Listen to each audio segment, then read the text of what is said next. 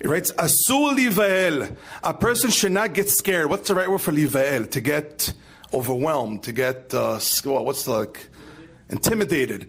He says, Asur livael minachet. Don't get overwhelmed from sin.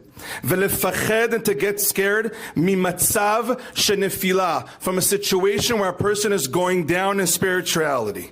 Meaning, he was screaming, do not get overwhelmed from sin, do not get intimidated because a person sinned, and do not get scared because you fell. What should a person be scared from? Rak me'ayush tzarich lizael. What you should be scared of is giving up. Once a person makes it okay not to want to grow, or at least make believe he cares, that's the greatest danger for a person. This is a very, very important machshava. What does the yetzer want from a person? He wants to make a person tell himself, I tried so many years Yom Kippur to do teshuva. I told myself so many years, Hashem, I want to get close to you. Who am I fooling? Who am I lying to? Enough. I'm not playing this game anymore. That's what the yetzer wants. He wants a person to come to a conclusion and be okay with a situation where he's down. What does the yetzer tov want? What does Hashem want from a person?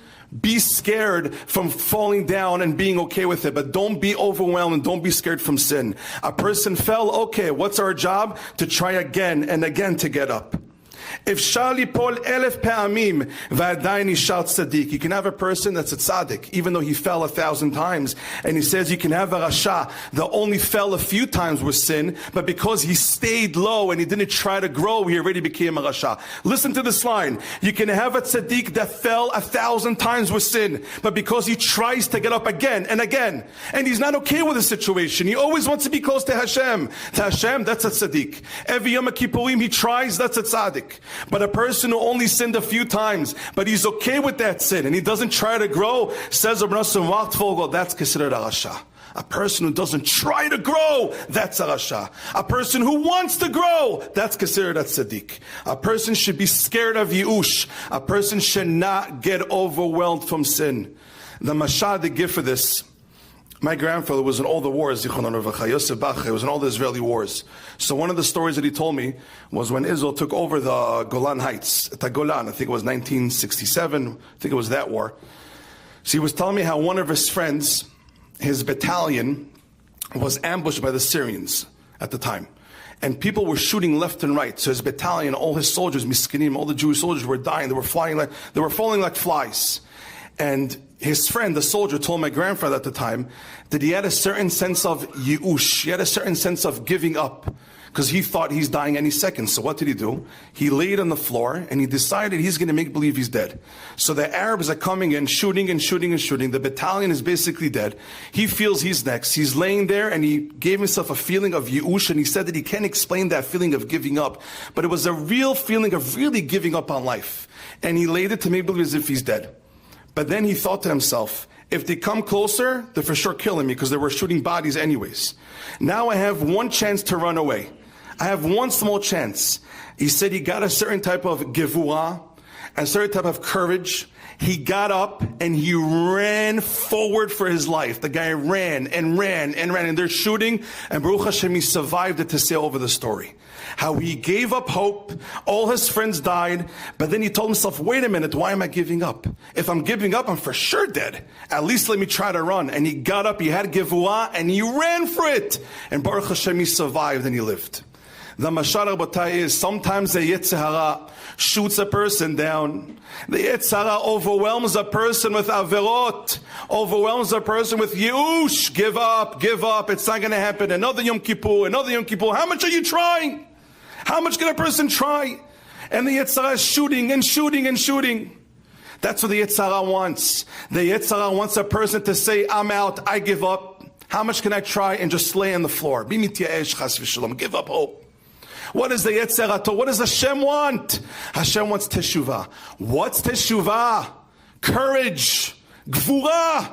That no matter what happened in the past, Get up and run for your life. You're alive. Hashem gave you life. You have another day.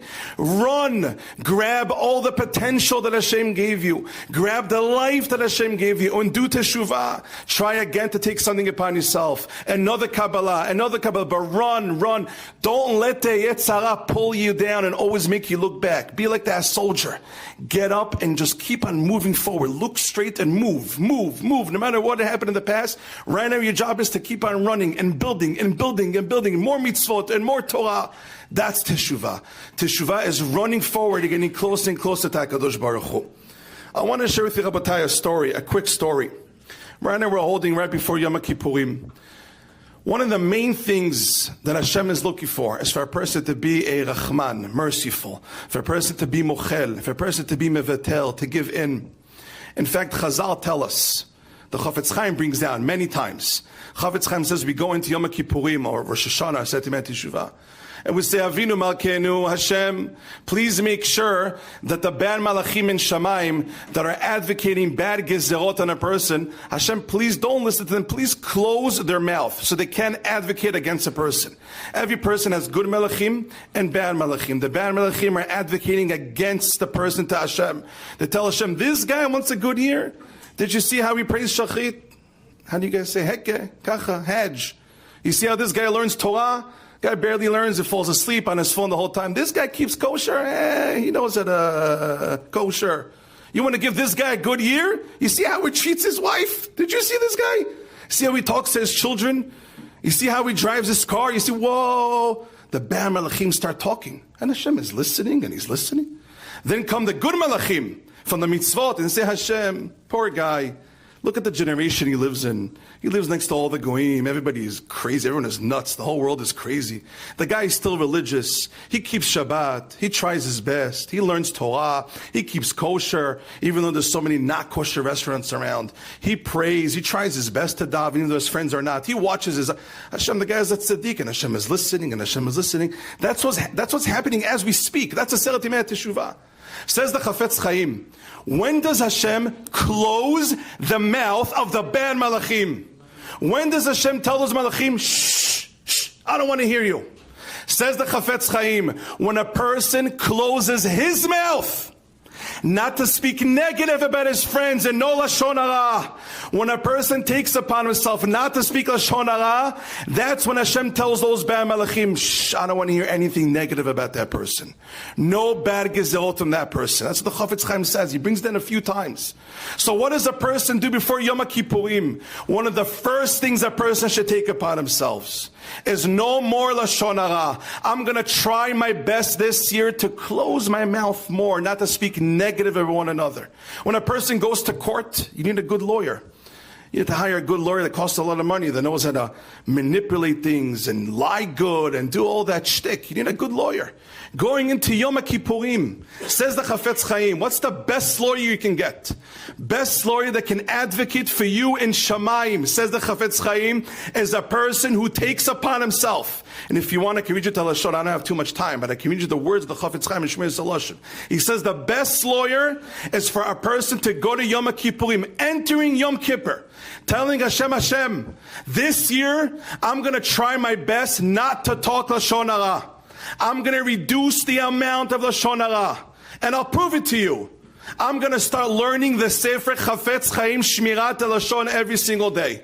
Because a person who learns it daily will be reminded not to speak Lashon Hara. And the less Lashon Hara a person speaks, the more Hashem closes the mouth of those bad malachim. Midah keneged midah, says the Chafetz Chaim. So what should a person take upon himself? To enter Yom Kippurim, taking upon ourselves to reduce the amount of Lashon Hara. How do you reduce the amount of Lashon Hara? Learning the book Chafetz Chaim Shmirat Lashon will help a person a lot to reduce the amount of Lashon Hara. After the lecture, before I forget, Baruch Hashem, we have sponsors to give out free Chafetz Chaim books. Whoever is ready to take upon himself to finish the book at least once.